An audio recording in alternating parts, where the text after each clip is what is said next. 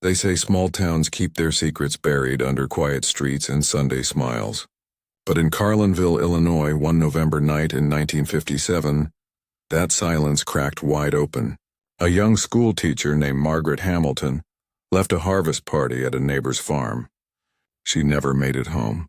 Hours later, her powder blue Chevrolet was found running by the side of a dark county road. The driver's door hung open. The headlights cut through the fog like two white eyes staring into nothing. Her purse was untouched, her keys still in the ignition, and her radio played a Chicago big band song that faded in and out with static. A single shoe lay in the wet grass near the ditch. But Margaret was gone. For 5 decades, the town searched and speculated. Some said she was taken by a stranger. Some swore she ran away. Others whispered about a man she trusted, someone who vanished soon after she did. It would take 51 years, a farmer's accidental discovery and a dying confession to uncover the truth. What really happened to Margaret Hamilton that night? Who was the man she stopped for on that fog-covered road? If you want to find out, like this video, subscribe to Unscripted Tales and turn on the bell icon so you never miss what comes next. Tell me from which city you are watching this cold case story, and help us reach 5,000 likes so we can keep bringing you stories where every clue hides behind an innocent smile. When Deputy Frank Moore drove down County Road 12 in the early hours of November 17th, he saw the Chevrolet before he saw the fog. The car was parked crooked across the shoulder, engine running, exhaust curling into the cold air. He stepped out, the crunch of gravel the only sound for miles. The radio inside the car murmured faintly, a trumpet tune fading into static. On the seat, Margaret's purse sat open but untouched. No struggle, no blood, just absence. He called her name into the open fields. His voice disappeared into the fog as if the land itself refused to give her back. The beam of his flashlight caught the shadow of the Keller barn in the distance, half collapsed and empty. Then, a few feet from the open door, something pale against the dark earth, Margaret's left Oxford shoe. By the time Sheriff Thomas Walsh arrived, the night had begun to thin. The men searched the ditches, the fence line, the fields. There were no footprints, no tire tracks. Nothing except that one shoe in a car that had been left behind as if time had stopped inside it. When dawn broke, gray and hollow, the Chevrolet sat still on the roadside. The fog lifted, but the mystery only deepened, because Margaret Hamilton did not simply disappear. Someone made sure she did. And in the days that followed, the town of Carlinville would learn that evil can wear a familiar face. Carlinville, Illinois was the kind of place where every face was familiar, and every story had been told twice. A quiet town surrounded by wide farmland and long roads that seemed to lead nowhere, yet everyone there believed nothing truly bad could happen under its church steeples and autumn skies. Life moved slow, measured by Sunday sermons, harvest festivals, and the smell of bread drifting from kitchen windows. People left their doors unlocked, waved to passing cars, and talked about weather as if it held their whole world together. Among them lived Margaret Hamilton, 23 years old, the kind of young woman everyone trusted without question. She taught 2nd grade at Carlinville Elementary, played piano every Sunday at First Methodist Church, and organized reading programs for the children each summer. To her students, she was patient and kind. To her friends, she was the one who remembered birthdays and sent handwritten cards. There was a calmness about her, the kind that made people feel safe just by being near her. She lived on Elm Street in a small white house with her younger sister Dorothy. 2 years earlier, they had buried their parents after a train crossing accident just outside of town. Since then, the sisters had learned to depend on each other for everything. Dorothy was quieter, more practical, often worrying about bills and small things, while Margaret carried the light in the house, humming as she grated papers at the kitchen table, making tea when the nights turned cold. Her pride and joy was a powder blue 1954 Chevrolet Bel Air, a gift from her father when she had first been offered the teaching job.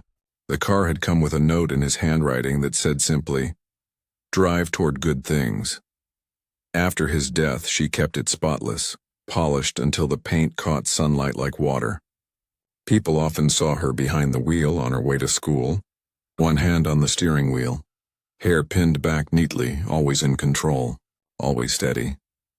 In a town where every family was connected by years of shared history, Margaret Hamilton represented the best of Carlinville: kindness, respectability, and quiet faith. Which is why when her car was found running by the side of that empty road, no one could believe it. Someone like her did not just disappear. Not here. Not in Carlinville. Because if someone like Margaret could vanish into the fog, it meant that even the safest places might be hiding something dark just beneath the surface. Saturday, November 16, 1957. The night began like so many others in Carlinville, wrapped in the calm of early winter air and the soft hum of community. The Thompson family hosted their annual harvest party, a tradition that brought neighbors together to celebrate the season's end. The air smelled of wood smoke and baked pies cooling on windowsills. Men stood near the barn puffing cigars and laughing about corn yields. Inside, women gathered in the kitchen, their voices weaving through the sound of clinking dishes and the hiss of the kettle on the stove. Children ran between the fields, their laughter carrying across the dark farmland like distant music. Margaret Hamilton arrived around 7 o'clock, her powder blue Chevrolet crunching softly over the gravel driveway. She stepped out, wearing a cream-colored cardigan over a floral dress that moved lightly with the wind. Her dark hair was pinned neatly, the same way she wore it when she taught class. A few neighbors waved as she walked up the steps, her smile as warm as the lights glowing through the farmhouse windows. Inside, Margaret moved easily from group to group, greeting everyone with the kind of grace that never felt forced. She danced when someone put on a record player in the living room, a cheerful song that made the wooden floor creak under her shoes. Friends later said they remembered her laughing, her eyes bright under the soft light of the hanging lamps. When someone needed help in the kitchen, she rolled up her sleeves and joined Mrs. Thompson at the sink, drying plates and chatting about Sunday service. Hours passed gently, as nights often did in small towns where nobody was in a hurry to leave. The old clock above the mantel struck 10. One by one, people began gathering their coats and saying their goodbyes. Margaret helped Mrs. Thompson set the last pie on the counter and thanked her for the evening. She told her friends she needed to grade papers before church the next morning. At a few minutes before 11, she stepped outside into the cold air, pulling her cardigan tighter around her shoulders. The sound of her car door closing broke the quiet for a moment. She waved to a few people standing near the porch, calling out that she would see them at service. Then the taillights of her Chevrolet glowed red against the dark road, shrinking until they disappeared beyond the trees. It was the last time anyone in Carlinville saw Margaret Hamilton alive. The dirt road she drove that night was long and lonely, winding between empty fields and broken barns. Somewhere along that road, between the laughter of the party and the stillness of her idling car, something happened that changed everything. The road from the Thompson farm to town stretched long and lonely, a narrow ribbon of dirt that cut through miles of flat farmland. Margaret's Chevrolet moved steady along it, its headlights sweeping across empty fields where corn stubble stood frozen in rows. The air was cold enough to bite, and fog rolled low over the ground like a slow-moving tide. She would have driven past the old Keller barn, its wooden roof caved in years ago, a dark shape against the pale night. She would have crossed the edge of the Fisher property, where the wind always seemed to whistle through the barbed wire fences, before reaching the narrow curve that met County Road 12 and the junction with Highway 47. That stretch of road was quiet, the kind of quiet that made every sound feel sharp and close. The hum of her car engine, the faint rhythm of tires on gravel, maybe the radio still playing softly, a comfort against the silence. Nobody knows what she thought about during that drive. Maybe she replayed the laughter from the party, Maybe she was already thinking of her students or the papers she needed to grade before Monday morning. She was 3 miles from home, only a few minutes away, when the world she knew disappeared. Back on Elm Street, Dorothy Hamilton sat in the small white house where she and her sister had lived since their parents died. The clock on the mantel ticked past 11:30. Margaret should have been home by now, but Dorothy told herself not to worry.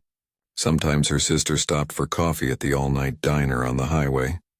Sometimes she sat in the car for a while, listening to the radio before coming in. Deputy Frank Moore answered the call and promised to drive the route himself, thinking it would be a quick errand. He would find her car stopped somewhere with a flat tire, or maybe stuck on a patch of ice. But as he pulled onto County Road 12, the fog thickened and the night felt heavier than it should have. What he found waiting at that curve was something no one in Carlinville would ever forget. Deputy Frank Moore followed the same dirt road Margaret would have taken, his patrol car cutting through the thick fog that blanketed the fields. The beam of his headlights reached only a few feet ahead, catching glimmers of frost on the grass and the faint shapes of old fence posts leaning toward the ditch.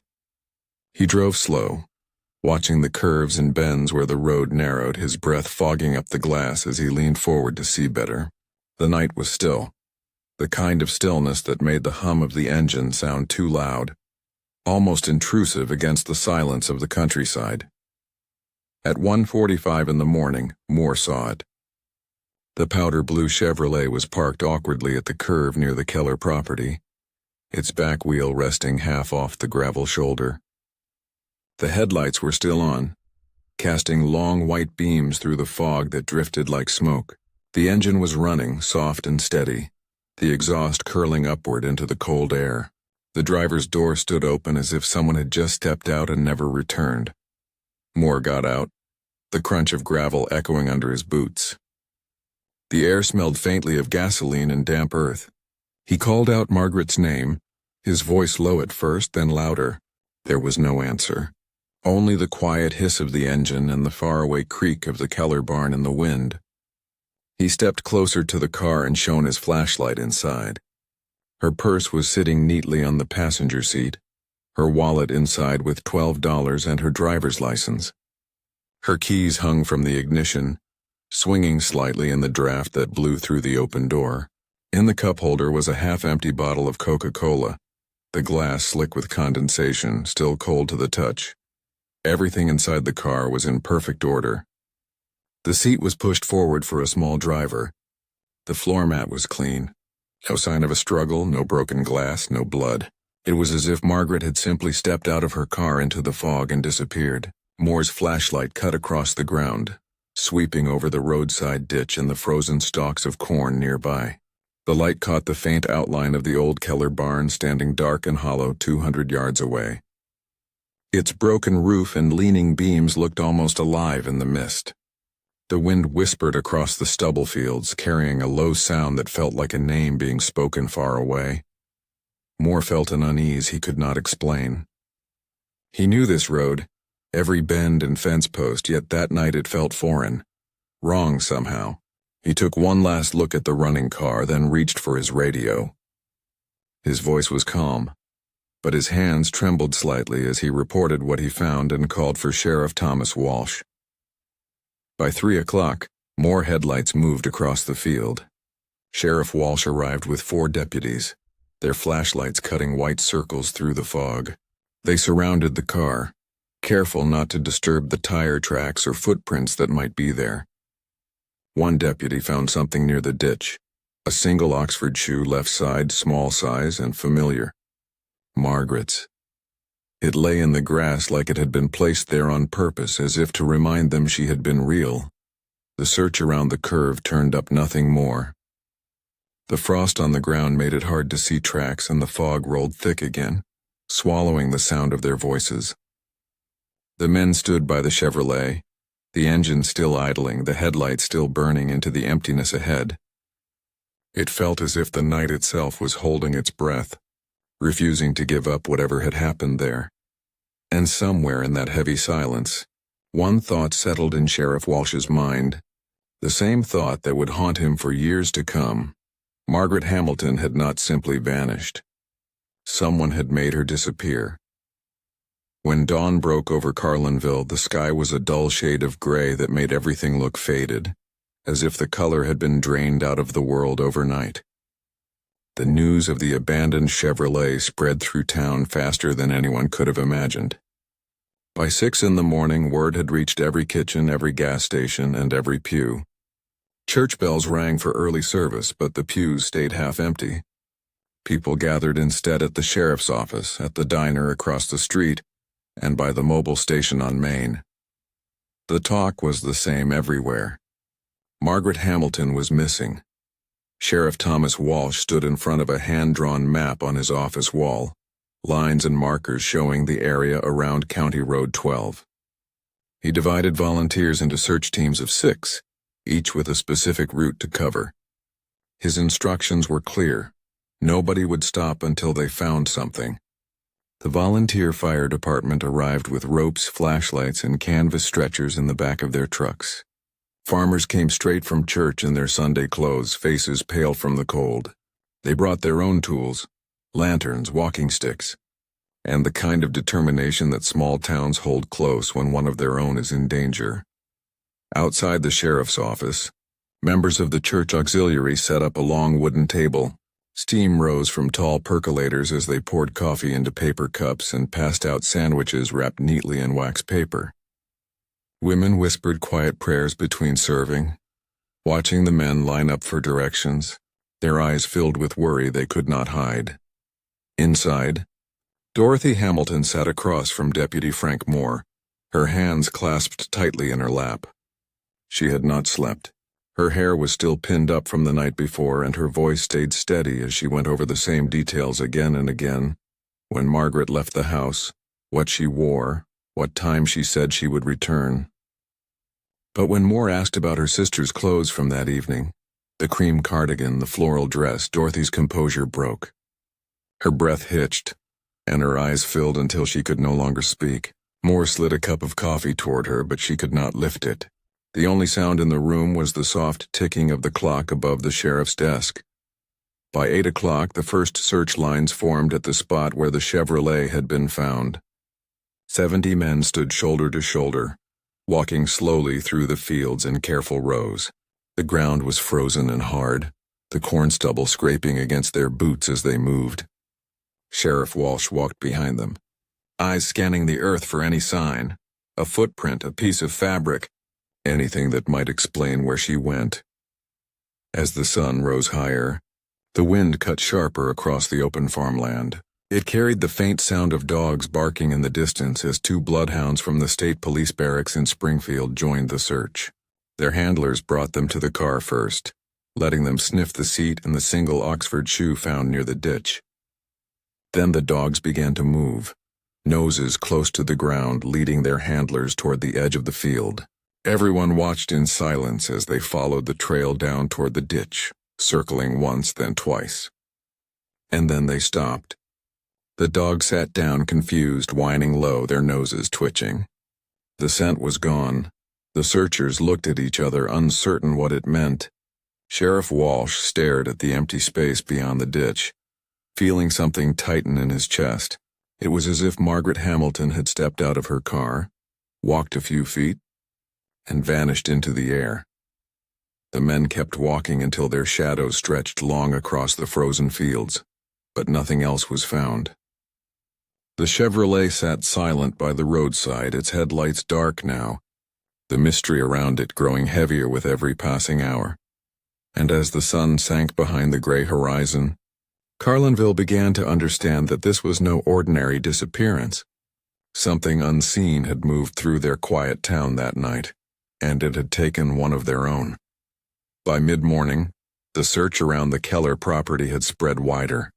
Sheriff Walsh ordered the men to move in expanding circles, each line pushing farther out from the place where the Chevrolet had been found. The fields were wide and cold, the frozen soil crunching under boots as they walked shoulder to shoulder, scanning every inch of ground.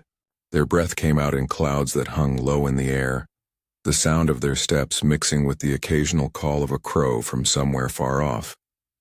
Every few minutes someone would shout her name, hoping to hear an answer carried back by the wind. But each call faded into the emptiness, swallowed by the open fields. The bloodhounds worked again, noses to the ground, circling the ditch and the grassy slope near where Margaret's shoe had been found.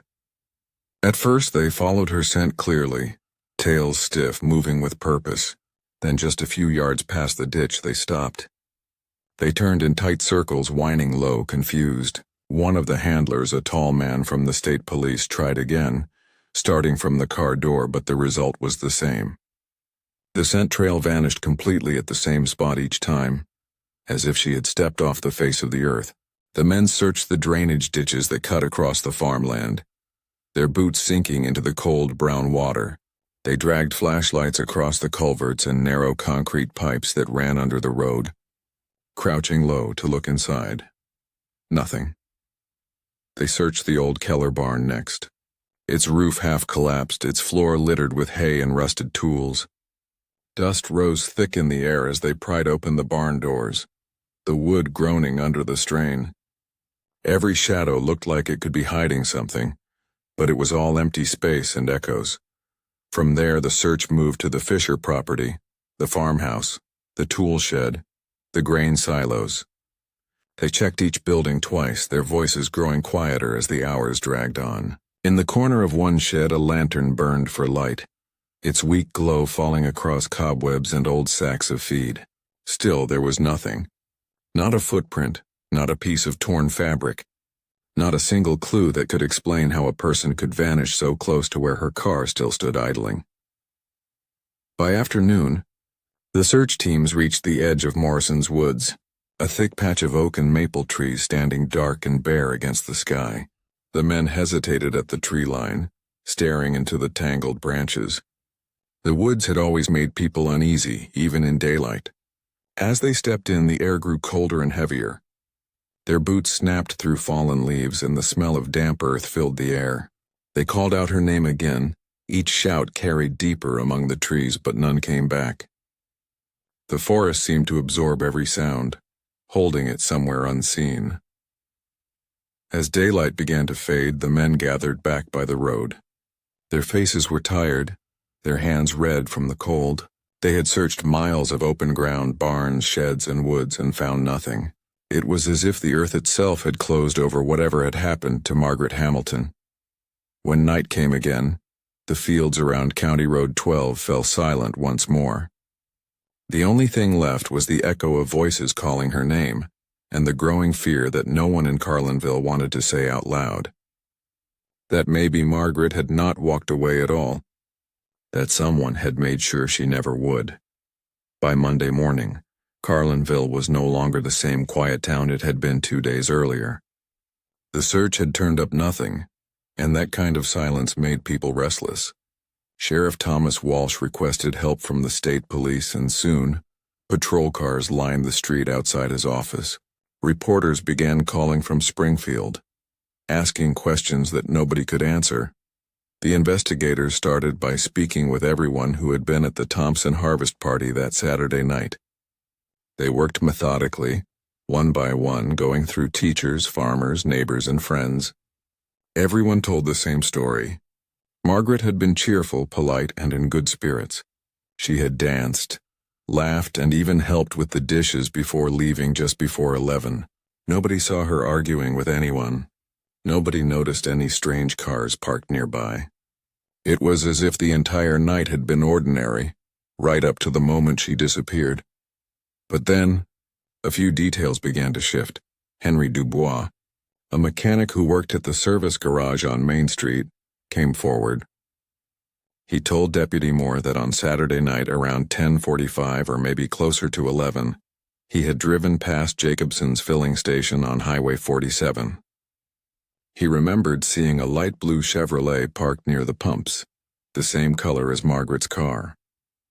A woman stood outside the driver's side talking to a man. Dubois could not see his face clearly through the glare of his own headlights, but he thought she looked like Margaret Hamilton. He had not thought much about it at the time, but now with her missing, the memory felt heavy, like a piece of a puzzle that might finally fit. Later that same day, another statement came in. Sarah Lemoyne, a schoolteacher from the next county, reported that she had been driving home from her sister's house that same night, roughly around 11. She remembered passing a powder blue Chevrolet heading east on County Road 12, just a few miles past the filling station. She had looked straight through the window as their cars passed and was certain the driver was alone. She was confident about the time, too, because she had checked her watch to see if she would make it home before her husband fell asleep. That meant both witnesses, Dubois and Lemoyne, were describing moments that overlapped. If Dubois was right, Margaret was still at the filling station around 10:45 talking to someone. But if Lemoyne's account was correct, she was already driving alone down County Road 12 at the same time. They could not both be true. The confusion deepened when a farmer named Bill Hoffman walked into the sheriff's office during his lunch break the next day. Hoffman's property sat near the Thompson farm, and he claimed that around 11 o'clock he had seen a car parked on the shoulder of County Road 12, half a mile from where it was eventually found. The hazard lights were flashing, and Margaret was standing beside the open driver's door. Behind her car, another vehicle had pulled over, dark-colored, maybe a truck, maybe a sedan. Hoffman had almost stopped to offer help, but when he saw the second car already there, he kept driving. He could not describe the driver. The fog was thick, and his memory was hazy. Sheriff Walsh and the state investigators spent the next day re-interviewing everyone. But the more they pressed, the softer the memories became. Dubois now thought it could have been earlier, maybe 10:30. Lemoyne insisted on her time, but admitted she might have been on a different road that looked similar in the dark. Hoffman began to wonder if what he had seen was even Saturday night at all. The days were starting to blend together in his mind. What began as clear statements slowly turned into fragments that no longer fit neatly together. The timeline cracked and shifted, and the sheriff realized they were building an investigation on ground that kept moving beneath their feet. By the end of that long week, the truth had already started to slip out of reach, like something seen through fog that thickened the closer they got. And somewhere behind those conflicting stories, someone knew exactly what had happened, and was staying quiet. As the days passed and no new clues appeared, the pressure on Sheriff Walsh began to grow heavier. Reporters from Springfield and St. Louis started calling daily, filling newspapers with headlines that made Carlinville sound like a place where young women could vanish into thin air. For a town built on reputation and trust, that kind of attention felt like a wound that would not heal. People stopped letting their children walk home from school alone. Shopkeepers locked their doors earlier. Conversations that once drifted toward weather or crops now began and ended with the same uneasy question. Who took Margaret Hamilton? With no clear suspect and too many stories that led nowhere, Sheriff Walsh turned his attention to the theory that the people feared most but understood least. The stranger theory. Maybe whoever took Margaret was not from Carlinville at all. Maybe he was someone who had passed through quietly, unnoticed. Someone with no ties to the town. It was not impossible. Every fall, seasonal workers drifted through the farmlands of Illinois. They came north for harvest and moved south again when the fields turned bare. Men who lived on the road, paid in cash, sleeping where they could find shelter, boarding houses, barns, sometimes even trucks. They stayed a few weeks, then vanished as quickly as they came. In November of 1957, there were dozens of them in Macouping County, working the last of the cornfields before winter. Walsh started with the small boarding house on Oak Street, run by a widow named Rita Sullivan. Her guests were mostly field hands and truck drivers who rented rooms by the week. She kept a careful ledger, names written in neat blue ink beside dates and payment amounts. Walsh flipped through the pages and copied every name from October and November, 17 in total. Most had already moved on. Only 3 were still in town, staying near the Morrison grain elevator and waiting for work to begin again. He brought each of them in for questioning. The first two came willingly, nervous but cooperative. Both had solid alibis. They had been drinking at Hannigan's Tavern the night Margaret disappeared, surrounded by half the town. The third man was different. He had signed the boarding ledger under the name James Costa, age 35, no fixed address. When he sat across from Walsh in the interrogation room, he spoke little and watched everything. Thin, weathered, his hands calloused from work. There was a scar across his left eyebrow that caught the light each time he turned his head. Walsh asked him where he had been Saturday night. Costa said he had been walking. Just walking. No destination, no reason. He said he liked the air, liked the quiet. When asked if he had ever seen Margaret Hamilton, he shrugged. Maybe he had. Maybe not. He saw many people, he said, but none of their names stayed with him.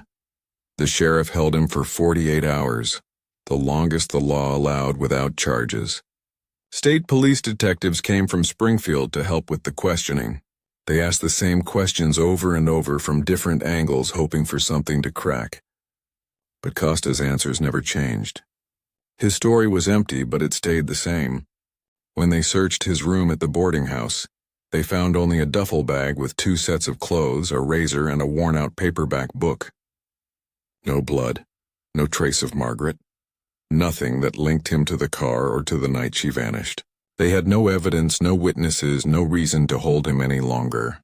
Walsh watched from the station window as Costa boarded the morning bus out of town. He did not look back. That was the moment when the case began to lose its heartbeat.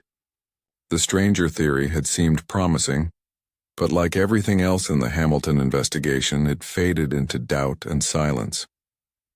By December, the first snow fell across the fields where searchers had once walked in long lines, their footprints now buried under white.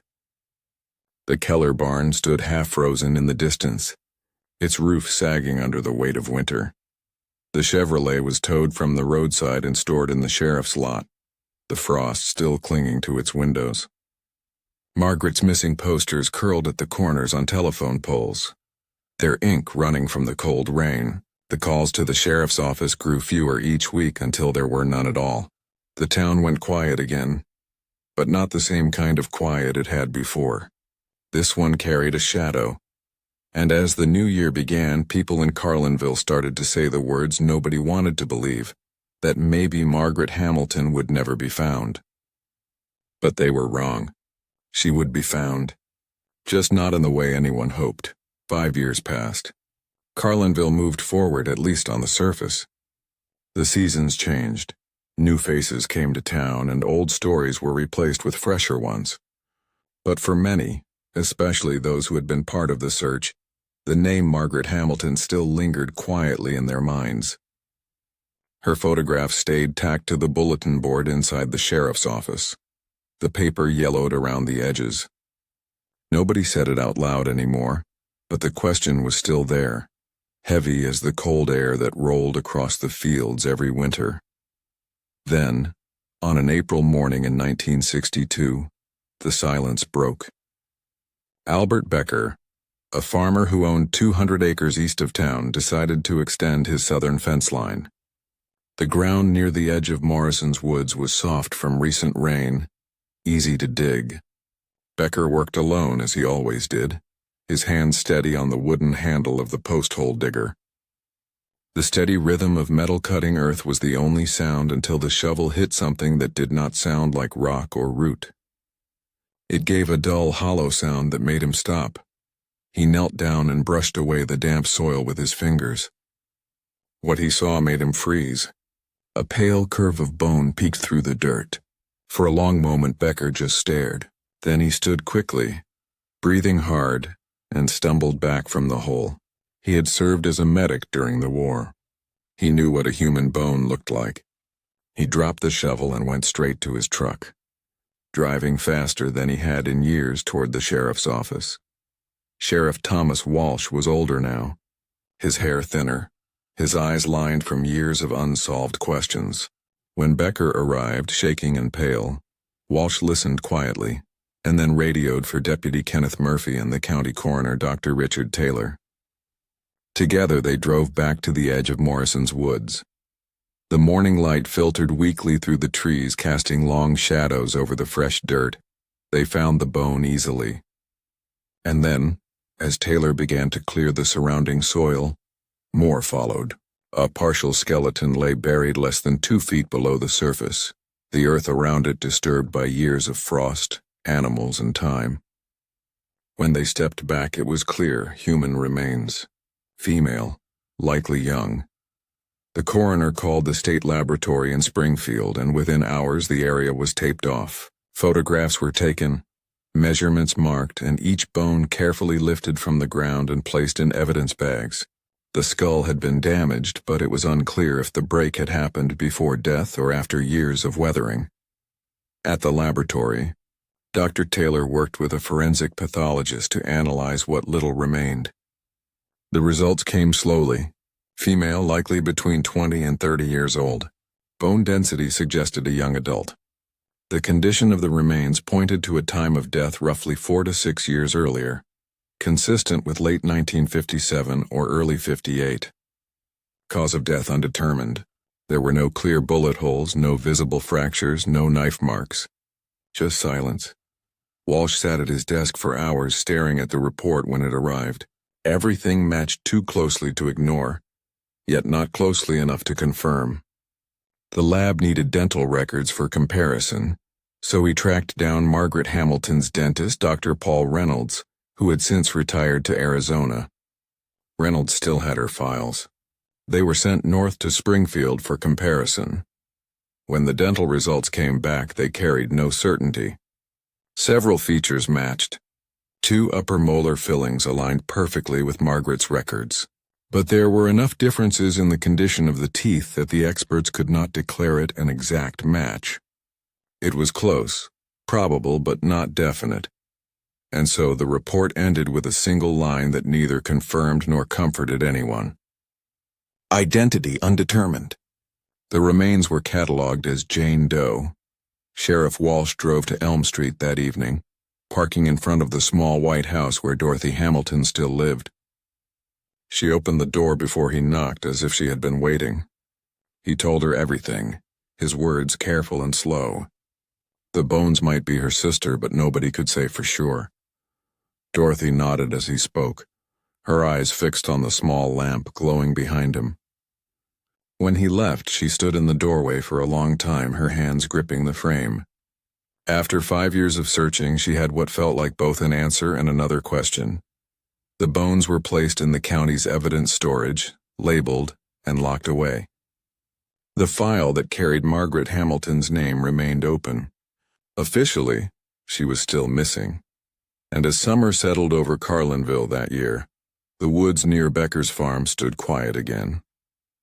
The birds returned, the ground healed, but beneath that soil, and beneath the calm that had returned to the town, one truth waited, buried but not gone. Years turned into decades, and the case of Margaret Hamilton slowly slipped from conversation to memory.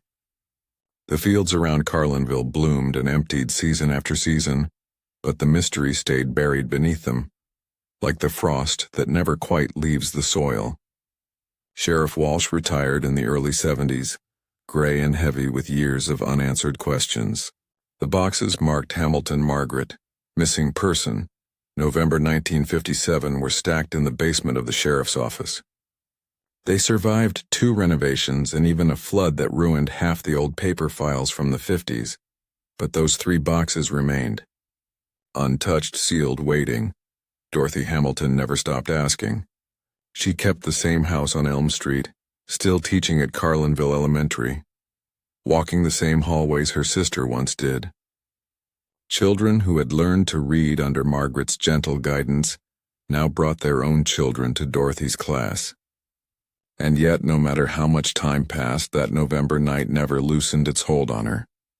After work, Dorothy would sit by the window with a cup of tea and write letters to the state police, to the Springfield lab, to private investigators whose names she found in newspaper ads.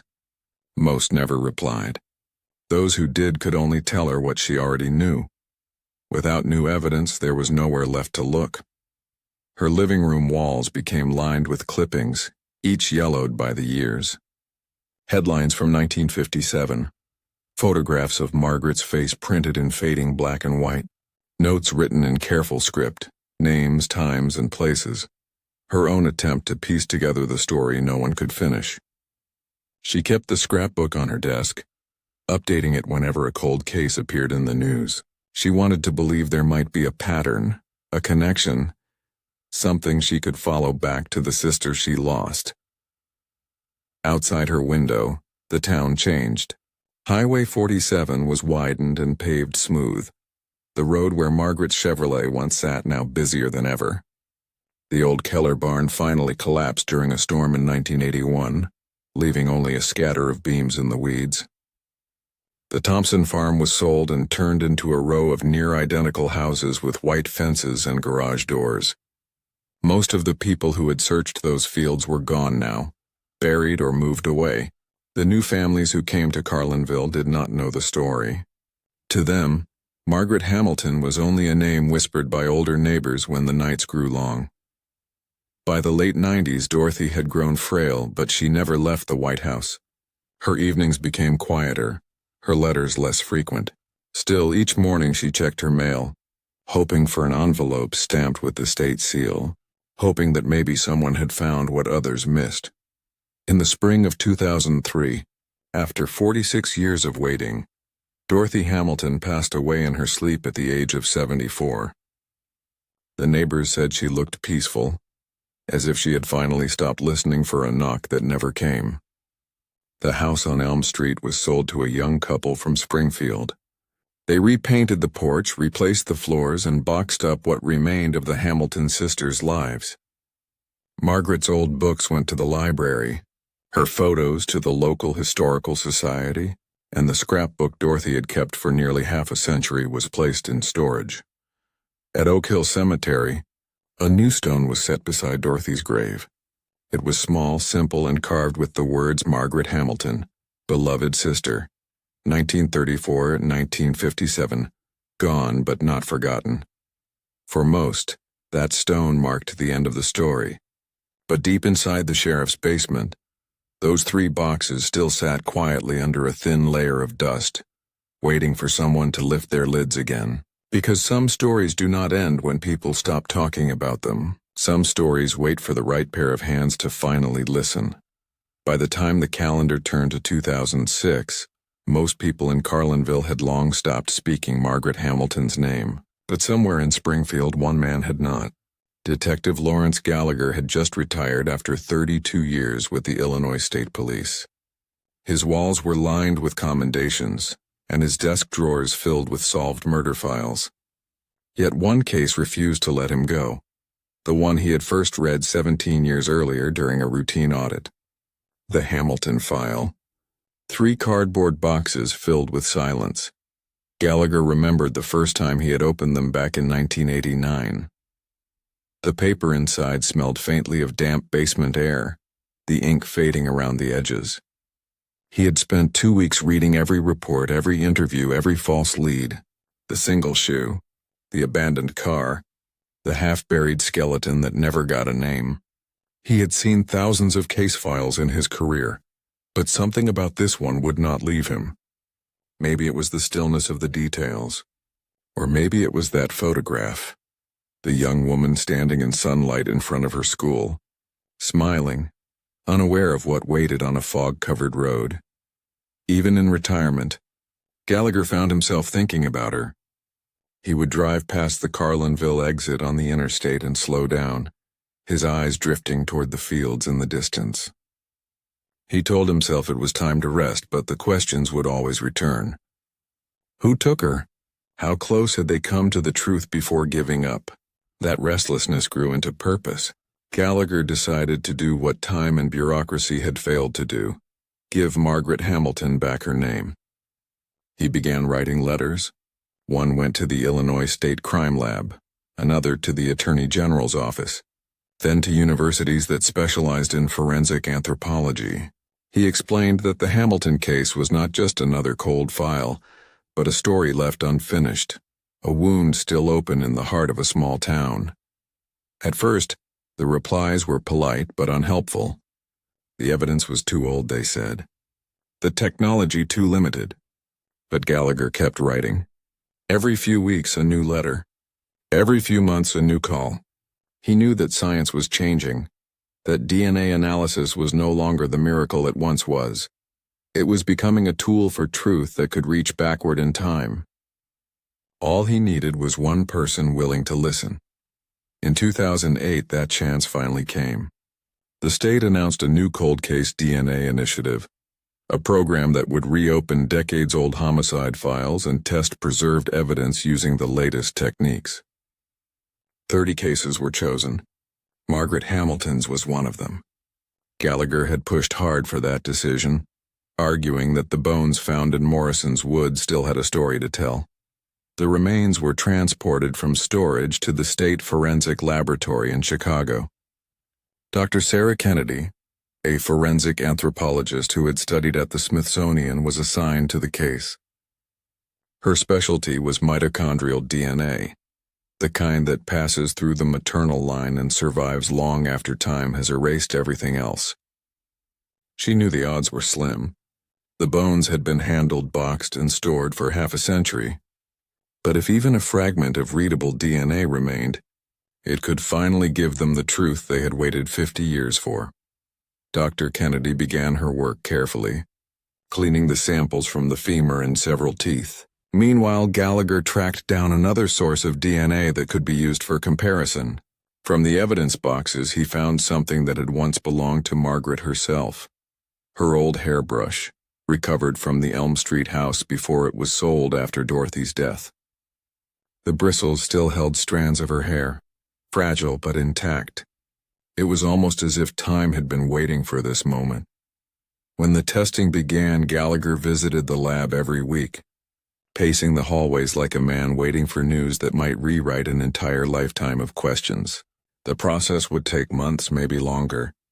But after half a century of silence, a few more months did not matter. For the first time since that November night in 1957, there was motion again, quiet, careful, but real, and somewhere in a locked evidence room, those old bones were finally beginning to speak.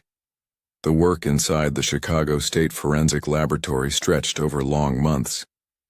The samples were old, fragile, and partially degraded by years of handling, but Dr. Sarah Kennedy refused to give up. Piece by piece, she rebuilt what time had tried to erase. The mitochondrial DNA taken from the femur bone and from Margaret's preserved hair strands was weak, but not silent. There was enough material to form a genetic profile, something that could finally speak for the woman who had been missing for more than half a century. There was only one problem. To confirm the match, they needed a living maternal relative, someone connected to Margaret through her mother's bloodline. But Dorothy Hamilton, the only direct sibling, had passed away in 2003. Gallagher began searching through family records, old census logs, and marriage certificates. He followed every name like a trail through time until he found what he was looking for. Her name was Eleanor Walsh, 81 years old, living in a retirement community in Peoria. She was Margaret's first cousin on her mother's side, one of the few still alive who remembered those years. When Gallagher called her, she listened quietly. She remembered the story well. She remembered her aunt weeping at family gatherings, and the newspaper clippings that stayed on the mantel for decades. Her memory faded at times, but Margaret's name had never left her. Eleanor agreed to help. A simple cheek swab was all they needed. It took less than a minute, but it carried 50 years of waiting and sorrow within it. Gallagher personally delivered the sample to Dr. Kennedy at the lab, his hands trembling slightly as he handed over the sealed envelope. Weeks passed. Autumn turned the city cold again, just as it had been the night Margaret vanished. Gallagher found himself pacing through his house, the radio humming softly in the background, every ring of the phone making his heart skip. Then, one morning in November of 2008, the call finally came. Dr. Kennedy's voice was calm but certain. The mitochondrial DNA from the remains and the sample from Eleanor Walsh were a match. 99.7% probability of maternal relation. There was no doubt left. The unidentified remains found near Morrison's Woods in 1962 belonged to Margaret Hamilton. For a long moment, Gallagher said nothing. Then he sat down at his desk, looking at the photograph he had kept from the case file, the same one the town had once pinned to telephone poles and diner walls. The woman who had been missing for 51 years finally had her name back. When the news reached Carlinville, it moved through the town like a gust of wind that stirred old dust from forgotten corners. People who had grown up hearing the story of the missing teacher now knew the truth. Margaret had been there all along, buried less than 2 miles from where her car was found. Sheriff Daniel Murphy, who now led the department, stood beside Gallagher as they held a small press conference outside the sheriff's office. The November air was cold and clear, much like it had been that night in 1957. Murphy announced that the Jane Doe discovered in 1962 had been formally identified as Margaret Hamilton. The case, he said, was no longer considered a missing person investigation. It was now classified as a homicide. The cameras clicked, the microphones buzzed, and for a brief moment, the decades of silence around Margaret's name lifted.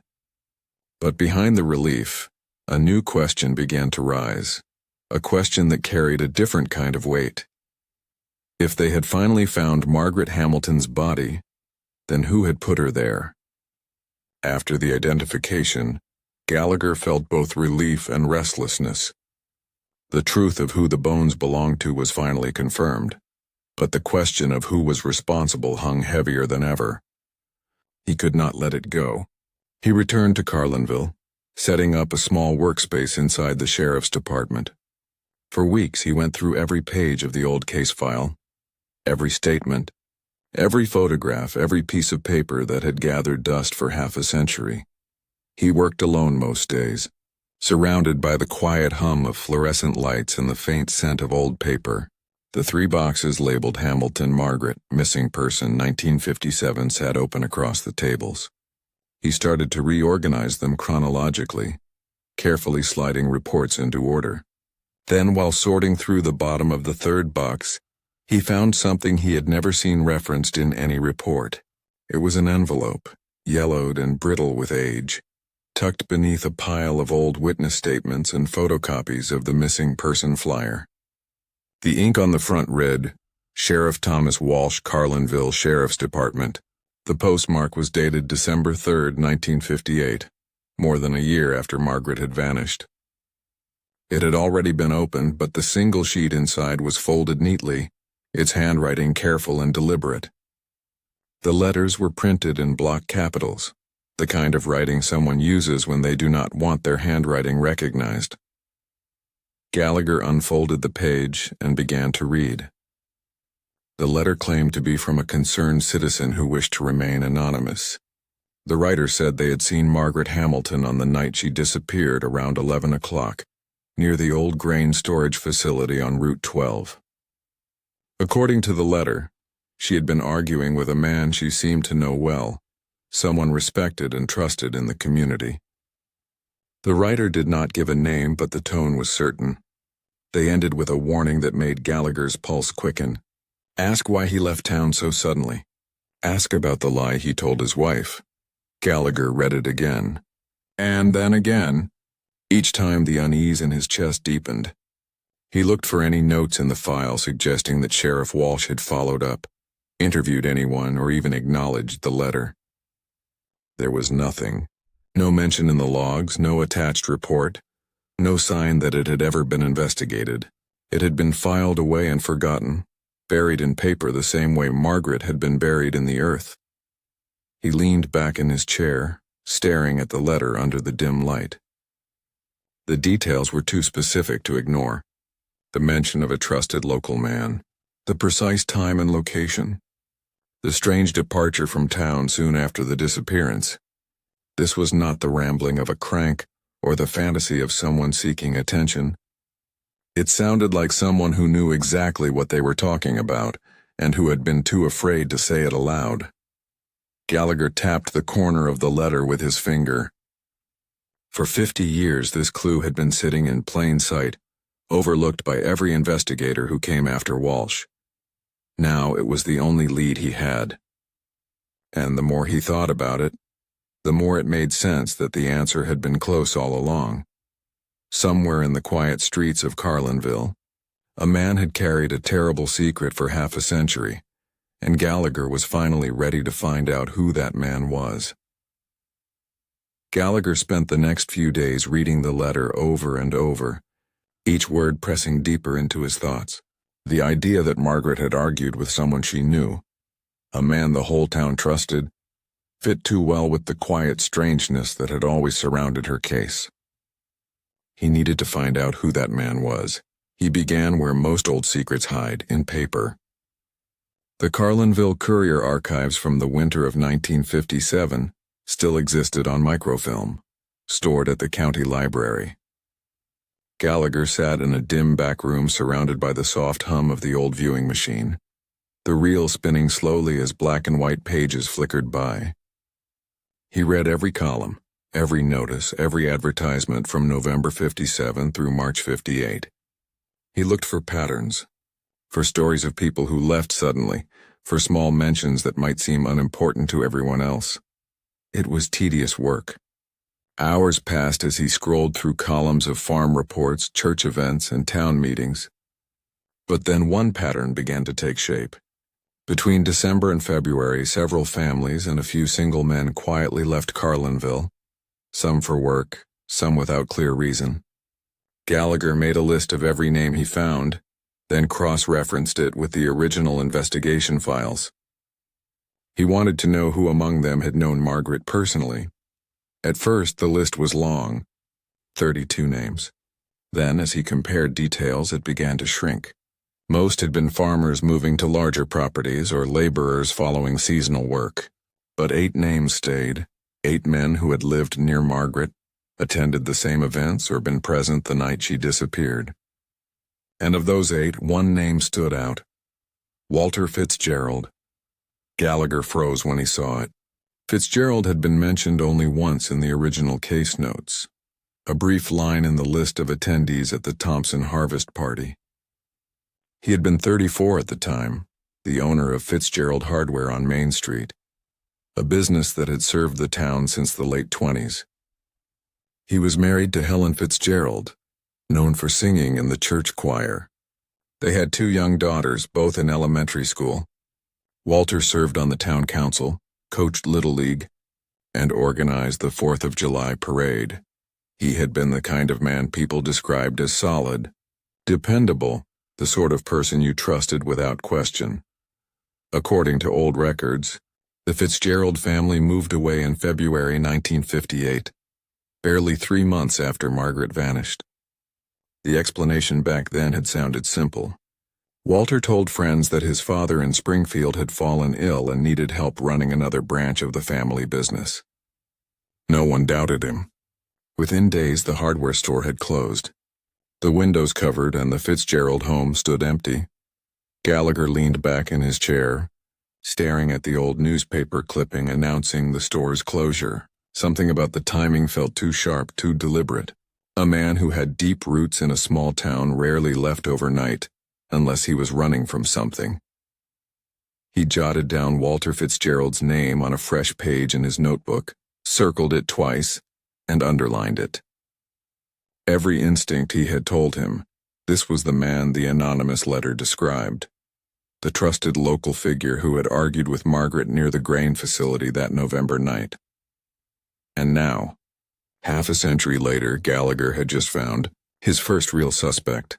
But what he did not know yet was that Walter Fitzgerald was still alive and waiting in a quiet corner of Springfield with a secret he had carried for 51 years.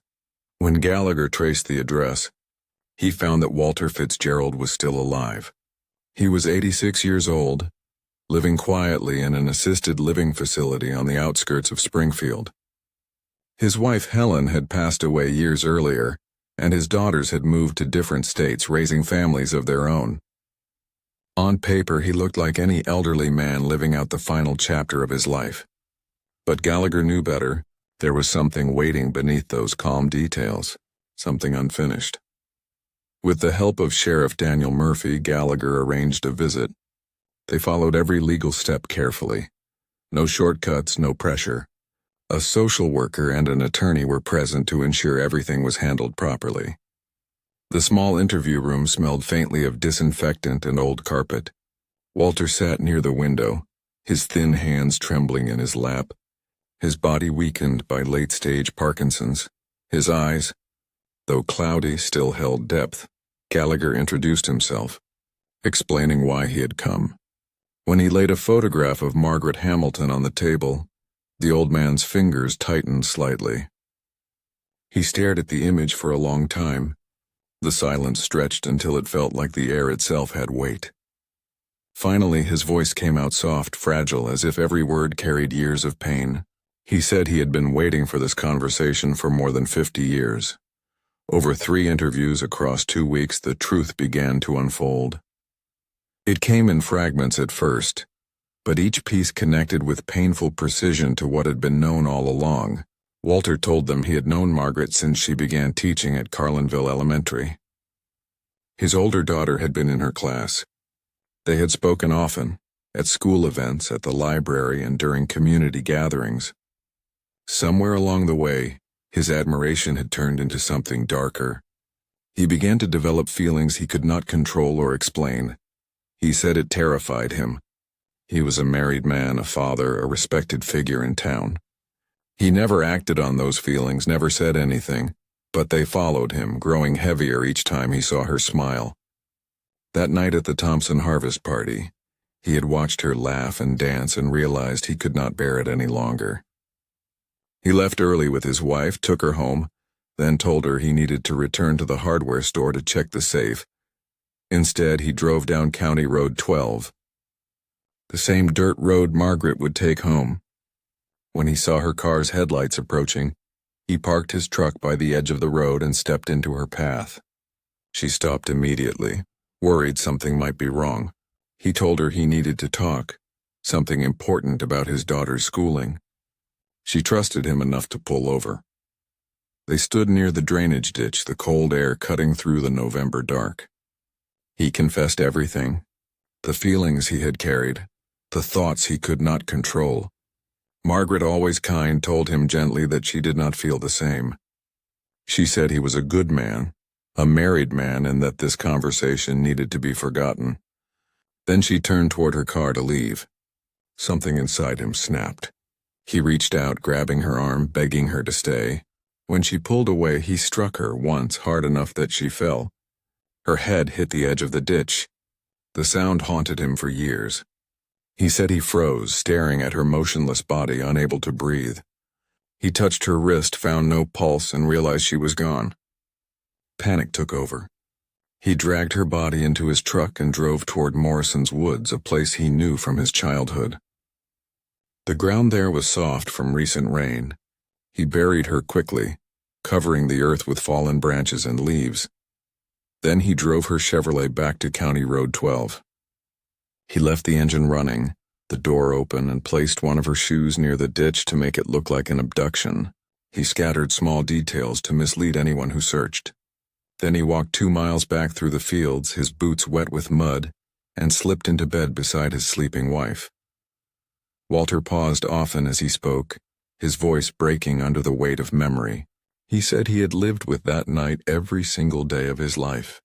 The guilt had eaten away at him like a disease long before his body began to fail. When Gallagher asked why he never confessed, Walter said he had tried once. He had written a letter to Sheriff Walsh but never signed it. Fear stopped him. The room was silent when he finished. Even after so many years, his confession carried the raw ache of a wound that had never healed. Gallagher sat back in his chair, knowing that the truth they had searched for half a century had finally been spoken. But what Walter revealed next would make the story even darker, because he had not buried Margaret alone.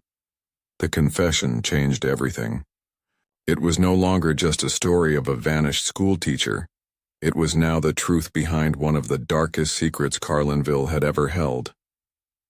Gallagher and Sheriff Murphy moved quickly. making sure every word of Walter Fitzgerald's statement was properly recorded and witnessed. The old man sat quietly in his wheelchair, his hands trembling, his voice weak but steady, as he signed the final page of his confession.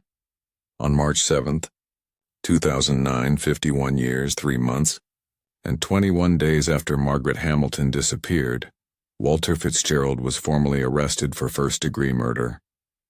He was taken into custody at the assisted living facility, escorted out in a wheelchair and placed into a transport van. The charge was heavy, but so was the silence that followed. When news of the arrest broke, it rippled through Carlinville like a storm. The same man who had once coached Little League baseball, who had run the hardware store where half the town bought their tools, who had stood smiling in church pews beside his family, was now accused of killing the young teacher everyone had searched for in the freezing fields of 1957. Old residents who remembered Walter as a kind and dependable neighbor could not believe it. Others said they always sensed something uneasy about how quickly he had left town all those years ago. The shock cut deep because in small towns, evil is never expected to live behind familiar doors. But Gallagher's work was not finished. Walter's confession had included a quiet, almost whispered line near the end. He said he had not buried Margaret alone. Someone had helped him the next morning. Someone who had known everything and stayed silent for half a century. That someone was Raymond Douglas. In 1957, Raymond had been Walter's assistant manager at the hardware store and one of his closest friends. When investigators tracked him down, he was 79 years old, living in a small apartment in Springfield. His hair was white, his posture bent, but when state police knocked on his door, his reaction said everything. His hands began to shake before they even mentioned Margaret's name. During questioning, Raymond broke quickly. His voice trembled as he told them how Walter had come to his room the morning after Margaret disappeared, pale and shaking, confessing what he had done. Walter had begged him for help, swearing that it had been an accident. Raymond had driven out with him to Morrison's woods where they dug the grave deeper, scattered leaves and branches, and tried to erase any trace of disturbed ground. He said he had lived in fear ever since. Fear of discovery, fear of shame, fear of carrying a sin that was not his but that he had made his own by staying silent. He said he had wanted to tell the truth many times but could never find the courage. Raymond was charged as an accessory after the fact and for obstruction of justice. His attorney argued that he had been young and frightened, trapped by loyalty and panic. The prosecutor reminded the court that his silence had lasted 50 years, that Dorothy Hamilton had died never knowing her sister's fate while Raymond had lived freely with the truth in his hands. The judge delivered a suspended sentence, 5 years on paper, no prison time.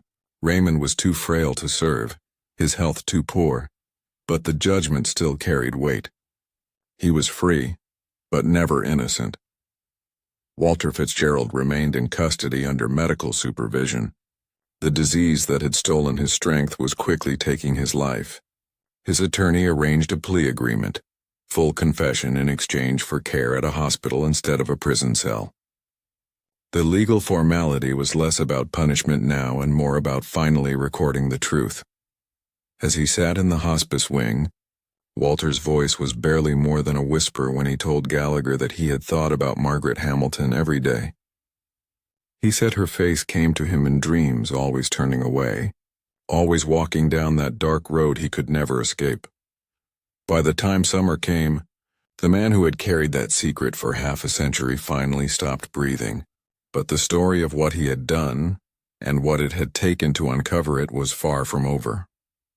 Because Carlinville was about to face the memory of its own past and the question that would haunt it forever. How many years can the truth stay buried before it finds its way back to the light? By the time the case reached its final stage, Walter Fitzgerald's body was failing faster than the justice system could move. The Parkinson's disease that had slowly stripped him of movement had now taken his speech and strength. He could barely lift a spoon, and some days he did not even recognize the nurses who cared for him. Yet whenever Gallagher or Sheriff Murphy entered the room, His eyes seemed to clear, as if the truth still demanded to be spoken before his time ran out. Because of his condition, the state decided not to pursue a full trial. The prosecutors, defense attorneys, and the court agreed to a plea arrangement, one that would allow Walter to give a complete, detailed confession on record in exchange for serving his sentence within a medical facility. He would spend his remaining days under care, watched not by guards, but by the weight of his own memories. The recording was made in a quiet hospital room in the presence of his attorney, Gallagher, and a court clerk. Walter's voice trembled, each word slow, deliberate, and heavy with exhaustion. He described everything again from the beginning. The drive on that cold November night, the brief moment of anger that became tragedy, the burial under soft soil, the lie to his wife, and the years of silence that followed. He said he had wanted to confess many times but always stopped himself, afraid of destroying the image everyone believed about him. He said there was no day he did not think about Margaret Hamilton, that every time he heard the church bells, he thought of the day they searched for her, of Dorothy crying in the sheriff's office, and of the fields he had driven past, knowing exactly where she lay. His words were barely audible at times, but the sincerity was unmistakable. When the clerk ended the recording, the room fell silent, and for the first time in half a century, the story of Margaret Hamilton had been told in full. 4 months later, on a quiet evening in July of 2009, Walter Fitzgerald died in the hospice wing of the Sangamon County Medical Center. The official cause was pneumonia, worsened by advanced neurological disease. But those who knew the case believed it was something deeper, that a body can survive illness but a soul cannot survive 51 years of guilt. Gallagher attended the small memorial that followed. He did not go to mourn the man, but the truth he had finally released. There was no satisfaction in closing the case, only a solemn understanding that some answers come too late for anyone to find peace. Carlinville was quiet again that summer, the town moving through its routines as it always had. But for those who remembered the story, the truth that had once hidden in plain sight now echoed through every corner of the community. A reminder that sometimes the real monsters are not strangers who wander into town, but familiar faces who smile, wave, and carry their secrets behind gentle eyes. Justice had come, but not the kind that restores, it was the kind that reminds, and never lets anyone forget. That November, 52 years after the night Margaret Hamilton disappeared, Carlinville gathered once again. But this time it was not to search through frozen fields or whisper theories over diner counters. It was to say goodbye. The memorial was held at First Methodist Church, the same place where Margaret once played piano on quiet Sunday mornings. By noon every pew was filled. People stood along the walls, in the aisles, and outside on the church steps. The air carried the faint scent of rain and wood polish. Some faces were young, hearing the story for the first time. Others were lined with age, carrying memories of the days they had walked those fields with lanterns and ropes, calling her name into the cold. A large photograph of Margaret stood at the front near the altar.